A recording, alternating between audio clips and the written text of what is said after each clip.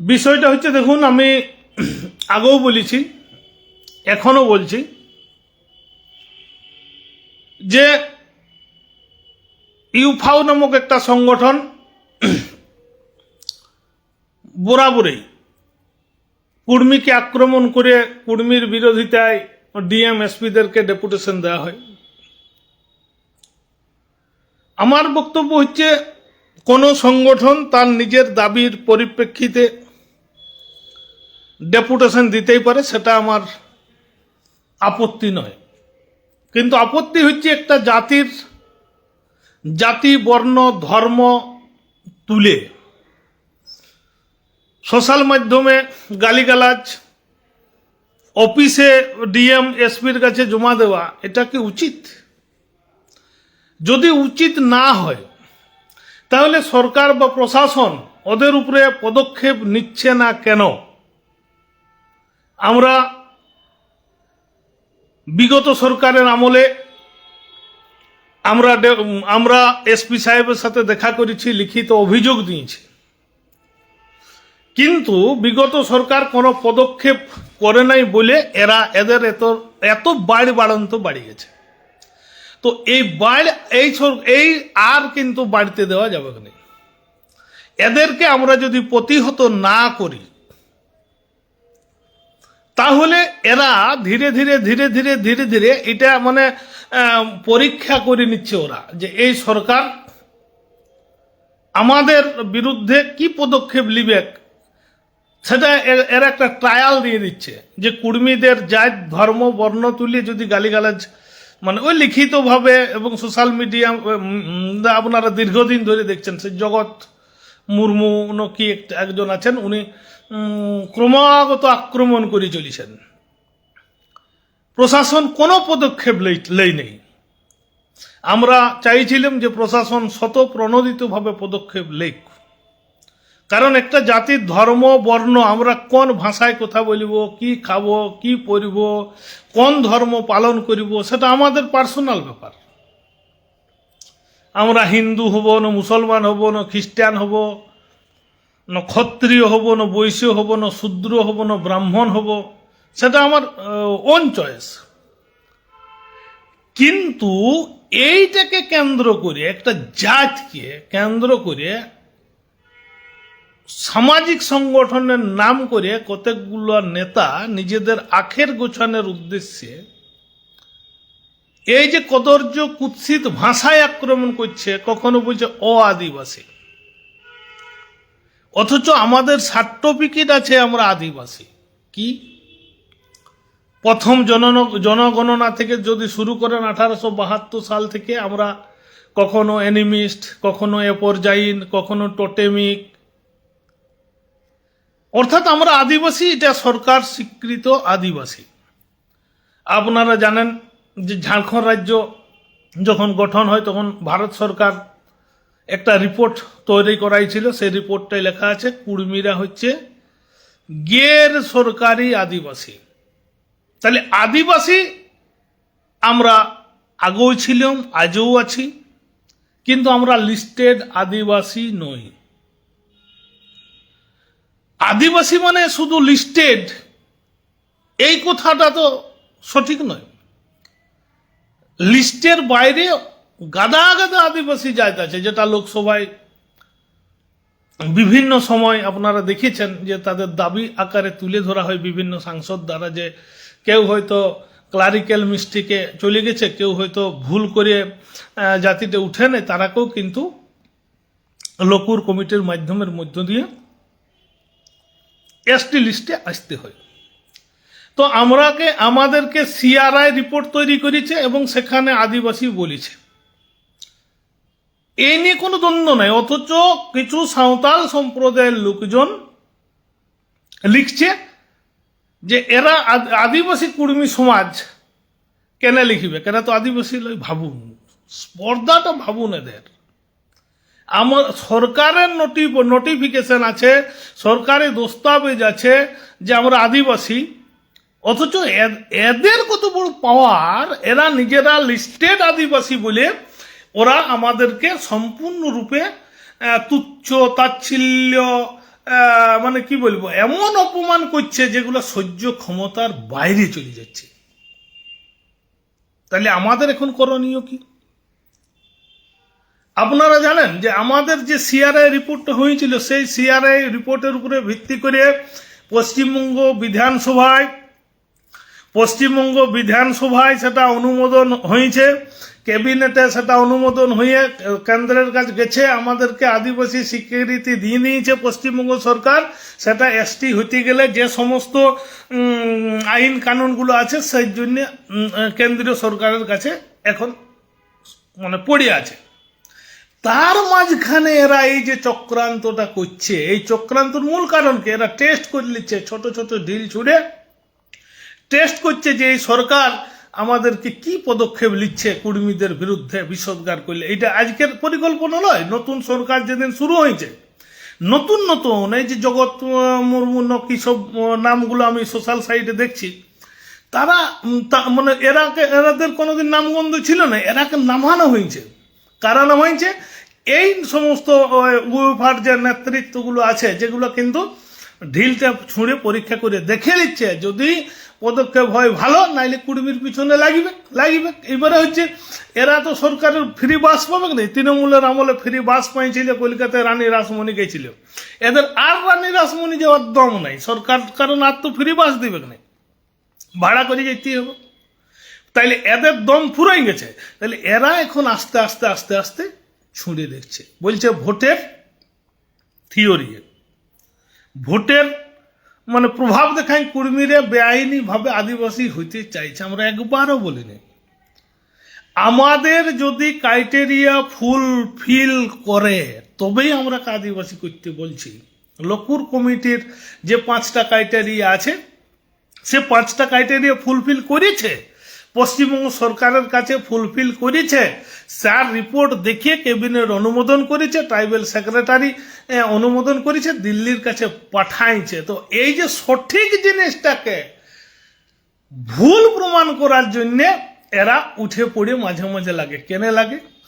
কেনে লাগে চাকুরিজীবীরা কেনে লাগে, যারা বংশ পরম্পরায় চাকরিজীবীরা কেনে লাগে, তার মূল কারণ হচ্ছে যে ওদের ছেলে মেয়েদের চাকরিটাকে সুরক্ষিত রাখতে হবে। ছেলে মেয়েদের চাকরিটাকে সুরক্ষিত মানে কি?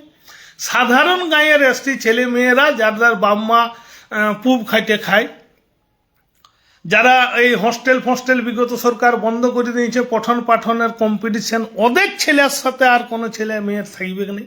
তাহলে ওরা 3 পুরুষের পর 4 পুরুষ চাকরি করবে, সেইটা নিশ্চয়তা ওরা করে নিচ্ছে। করার জন্য গাঁয়ের সাধারণ খেটে খাওয়া মানুষকে কুর্মীর বিরুদ্ধে লাগানোর চেষ্টা করছে। আমরা বিগত দিনে দেখেছি যে আমাদের বিরুদ্ধে এরকম বিষোদ্গার করেছে, সরকার পুলিশ প্রশাসনের উপস্থিতিতে কোনো পদক্ষেপ ওরা করে নাই। তো এরকম খাতলায় জনসভা, কুর্মীর বিরুদ্ধে জনসভা করতে এসছে, কুর্মীর বিরুদ্ধে আচরণ করছে, আর কুর্মীর জায়গার উপরে গাড়ি রাখতে দেয়নি। আপনারা দেখেছেন বড়তে কুর্মীর জায়গার উপর দিয়ে গাড়ি রাখতে দেয়নি। এই যে প্রতিবাদটা হয়েছিল, সরকার মানে ঘামে যাওয়ার কেস ছিল। আজ এইটা যদি সরকার মানে পদক্ষেপ না করে, এই যারা কুর্মীর বিরোধিতায় নামিয়েছে তারাকে যদি সরকার প্রতিবাদ না করে, এরা কিন্তু আস্তে আস্তে আস্তে আস্তে আন্দোলনটাকে বাড়াবে, কুর্মীর বিরুদ্ধে আন্দোলন বাড়াবে। তো অঙ্কুরেই বিনষ্ট করার জন্য আমরা সরকারের কাছে আবেদন জানাবো যে, কারণ ওদের যদি আইন স্বীকৃতি, বিরোধিতার আইন কোনো স্বীকৃতি দেয়া থাকে করুক। কিন্তু আমার জানা যে জাতি দাঙ্গা সৃষ্টিকারী এই সমস্ত সংগঠনের নেতাদের যে বক্তব্য, এটা জাতি দাঙ্গা সৃষ্টি হয়। কোনো জায়গায় বাঁধে খালে স্নান বন্ধ করে দিবে, কোনো জায়গায় গরু ছাগল চোরাতে বন্ধ করে দিবে, একে অপরের জায়গায় চোরানো বন্ধ করে দিবে। এরপরে ধীরে ধীরে মারপিট, ওই নেতাদের ঘর আক্রমণ হবে।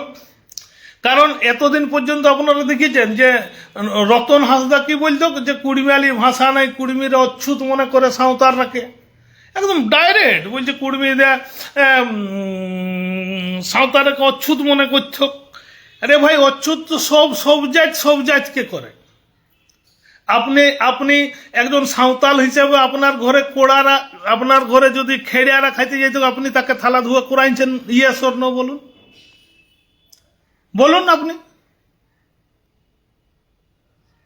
তাহলে এই যে সিস্টেমটা, একটা জাত আরেকটা জাতকে, সে ছোট হোক বড় হোক উঁচু হোক নিচু হোক, তাদের সিস্টেম পুরাতন দিনে যে সিস্টেমটা ছিল, ছুয়াছুত মানামানির ব্যাপারটা, সেটা সব জাতের সব ধর্মের সব বর্ণের মধ্যেই ছিল। সাঁওতালদের কি নাই?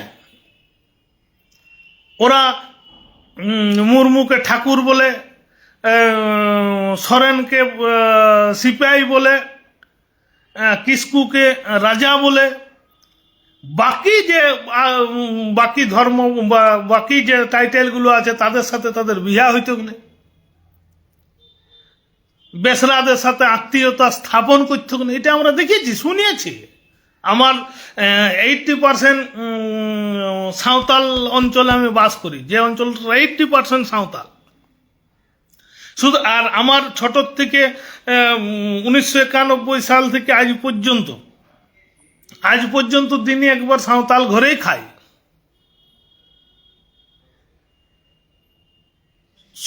আমার সম্পূর্ণ মানে কি বলবো, চিকিৎসা, পারিবারিক চিকিৎসা আমার একজন ডাক্তারদা আছেন, উনার কাছেই আমি করাই।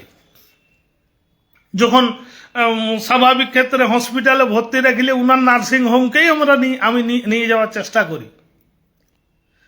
আজ পর্যন্ত মানে কি বলবো, আমার 80% বন্ধু বান্ধবী যারা এখনো আমার সাথে সুসম্পর্ক বজায় রেখেছে, তারাও চাকরিজীবী। 1 থেকে 10 পর্যন্ত রোল নাম্বার যতজনের ছিল সবাই চাকরিজীবী, তাদের সাথে আমার সুসম্পর্ক আছে। কিন্তু এই লোকগুলা হচ্ছে ধান্দাবাজ। এরা বিরোধিতা করে ওদের নিজের ছেলে মেয়ের যাতে আর কোনো কম্পিটিটর না আসে। আমরা কি বলেছি যে আমরা এই কম্পিটিশনটা কারো থাকবে কেই নেই। একজন ইংলিশ মিডিয়ামের পড়া ছাত্রের সাথে একজন খেচড়ি খাওয়া স্কুলের ছাত্রের পড়াশোনা করে কোনো কম্পিটিশন করার দরকারই হবে না। ক্রিমিলিয়ার চালু করে দেখ, সবার মধ্যে ক্রিমিলিয়ার চালু করে দেখ।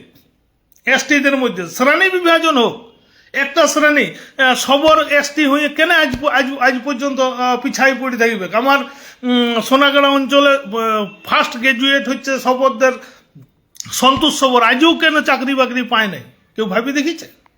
কেউ উদ্যোগ নিয়েছে ওই সবরটার জন্য? তার বউ মাধ্যমিক পাস করলে তাকে একটা আইসিডিএস চাকরি পর্যন্ত দেওয়া হয় না, বামপন সরকার থেকে তৃণমূল সরকার পর্যন্ত। তো এই এসটিগুলো উঠবে কবে? তার জন্য বলেছিলাম যে এদের মধ্যে শ্রেণী বিভাজন করতে হবে। তো আমার বক্তব্য নয়, সুপ্রিম কোর্টের 7 বিচারপতির 5 বিচারপতি বলেছে যে এই সিস্টেমটা চালু করলে তাইলে কি হবে, এসসি এসটিদের মধ্যেও সমতা আসবে। নচেত এক প্রকার এসটি একদম সর্বোচ্চ শিখরে পৌঁছে যাবে, আর এক প্রকার এসটিকে ওই নামাল খাইতে ইন্দুত্তাড়ি খাইতে হবে। কুর্মীরা আজ পেছনে আছে। একটা কুর্মী গ্রাম দেখাতে পারবেন না যে গ্রামে 5টা বিল্ডিং ঘর আছে। আবাস যোজনায় এরা সব দিন বঞ্চিত ছিল, কারণ এরা জেনারেল ক্যাটাগরিতে পড়ে। বাঁকুড়া জেলায় একটা কুর্মী গ্রাম দেখাতে পারবেন নাই যে গ্রামে 10% বিল্ডিং আছে, দেখাইতে পারবেন নাই। আমার গ্রামে 1200 ভোটারে 5 জন চাকরি করে, শতকরা হার কত হয়? শুধু মাহাতো নয়, সাঁওতালদেরও 1 জন 2 জন, সেটাও আমার বুথে লয়। আমার বুথে 1 জন সর্দার 2 জন সর্দার চাকরি করে, অশ্বিনী সর্দার, বিশ্বনাথ সর্দার। 200 থেকে 300 এসটি ভোটার আছে আমার বুথে, চাকরি কেউ করে নাই, পায় নাই। একজন কোড়াদের মধ্যে আছে ভক্তলোচন মুদি, সেন্ট্রাল গভর্নমেন্টের CISF এ চাকরি করে। মাহাতোদের পশ্চিমবঙ্গে হাই স্কুলের মাস্টার কদমাগড় গ্রাম থেকে একটাও নেই। একটা ঝাড়খণ্ডে রিসেন্ট মাস্টারই পাইছে, ঝাড়খণ্ড রাজ্যে। আর মাহাতোদের মধ্যে একজন প্রাইমারি মাস্টার আছে। 90 ঘরে একটা হাই স্কুলের মাস্টার আর একটা প্রাইমারি মাস্টার আছে। ওই 3টি ঘর আমাদের গায়ে বিল্ডিং আছে, বাকি সব মাটির ঘর। এই অনুন্নয়নের হাত থেকে বাঁচতে কুর্মীরা তার হক অধিকার জাস্টিফাইড, কারণ সরকার জাস্টিফাই করেছে, পশ্চিমবঙ্গ সরকার জাস্টিফাই করেছে, ভারত সরকার গের সরকারি আদিবাসী বলেছে, ব্রিটিশ সরকারের থেকে অনুমোদিত আছে 1872 সালে অ্যানিমিস্ট, টোটেমিক, অ্যাবরিজিনাল টাইপ সব বলা আছে। অথচ এই কুর্মী জাতকে আদিবাসী ক্ষত্রিয় সরকারকে কাগজ জমা দিচ্ছে, তারপরেও এরা রেহাই পায় কি করে? আইন তাইলে নিজেদের হাতেই তুলে নিতে হবে। আমি একটু পরেই পোস্ট দিচ্ছি যে তৎকালীন এসপি সাহেবকে আমি অ্যাপ্লিকেশন করেছিলাম যে এইরকম জাতি দাঙ্গা ঘটানোর জন্য এই লোকগুলা অ্যারেস্ট করতে হবে, কিন্তু কোনো ব্যবস্থা করে নেই, জিজ্ঞাসাবাদ তো করে নেই। তাইলে কুর্মীকে সহ্য করে যাবে বারবার, আর ওরা মানে গায়ে পেচ্ছাপ করতে থাকবে, মুখে থুকতে থাকবে, আমার গা দিয়ে গেল মামুলি পাই গেছে নাকি? ওই সমস্ত লোকেদেরকে অবিলম্বে গ্রেপ্তার করতে হবে, নচেত আমরা কিন্তু পথে নামছি আইন অমান্য আন্দোলনে নামছি। দেখা যাক, জেলেই দেখা হবে। একটা জাতকে এইভাবে অপমান করা, দিন দিন অপমান করা কতকগুলো লোকের। হ্যাঁ, কেউ বলছে কুর্মিয়ালি ভাষা নাই, ও তো বিশ্ববিদ্যালয়ে পঠন পাঠন হচ্ছে। আড়িয়া পণ্ডিত ধনঞ্জয় সর্দার বলতো কুর্মীদের ভাষা নাই। আড়িয়া পণ্ডিত ধনঞ্জয় সর্দার, রতনলাল হাসদা, মিত্তন টুডুরা, এই লোকগুলা হচ্ছে আমাদের বিরোধিতায় মানুষকে খেপানোর একটা চেষ্টা করছে। এই লোকগুলাকে অবিলম্বে অ্যারেস্ট করতে হবে। তপন সর্দার আছে একজন, অবিলম্বে অ্যারেস্ট করতে হবে। একজন আমার কদমাগড় স্কুলের মাস্টার ছিলেন, বাবুরাম কিস্কু, এই লোকগুলা বিরোধিতা করতেও বাবুরাম কিস্কুর বিরুদ্ধে এসপি অফিসে কমপ্লেন জানাইতে সে এখন নীরব হয়েছে। কখনো বলছে কুর্মীরা হিন্দু হয়ে গেছে, কেউ বলছে ক্ষত্রিয় হয়ে গেছে। কি যায় আসে, ক্ষত্রিয় হোক হিন্দু হোক, কত সাঁওতাল খ্রিস্টান হয়ে গেছে, আমরা তো কিছু বলিনি।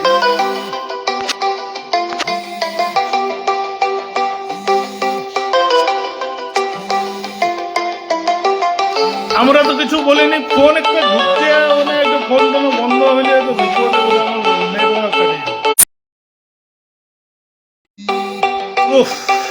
এই লোকগুলো ফ্লো করে না নাই কে জানে। তাইলে এইভাবে সহ্যের তো একটা সীমা থাকিবে সবারে।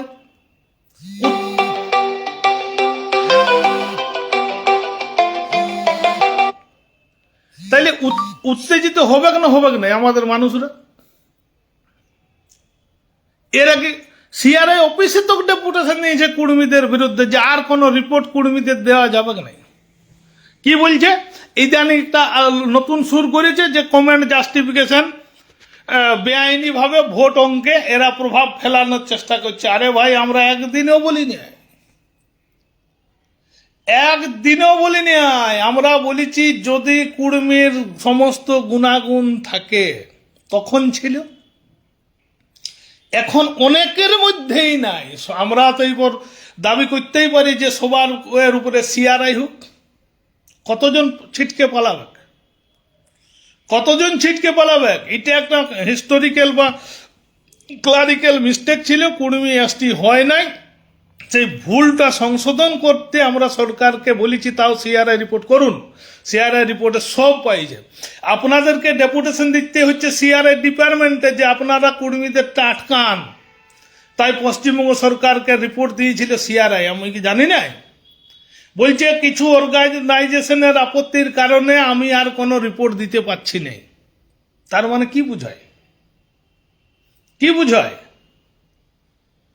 একদম বলে দিচ্ছি পরিষ্কার আমার কথা, আমার যায় ধর্ম বর্ণ তুলে যদি কোনো প্রকার কদর্য কুৎসিত ভাষায় আক্রমণ করা হয়, সোশ্যাল সাইডে হোক বা সরকারকে ডেপুটেশন দিয়ে হোক, তার যদি পুলিশি কোনো ব্যবস্থা না নেওয়া হয়, সুমোটো যদি কোনো ব্যবস্থা না নেওয়া হয়, তাইলে আমরা ভাবি নিব যে আইনের পথে চলছে নাই, আমরাকে আইন আমাদের মতো করেই চালাইতে হবে। সবাইকে অনুরোধ করিব, এই জাতি বিদ্বেষমূলক যে বক্তব্য, এই বক্তব্যের প্রতিবাদে সবাই কিন্তু মাঠে দাঁড়ান, মাঠে আসুন, মাঠে নামুন। যেদিন সেদিন আইন অমান্য আন্দোলন ও ঘর ঘেরাওয়ের ডাক দেওয়া হতে পারে, তাই আপনারা সবাই সজাগ সচেতন থাকুন। সবাইকে জোহার।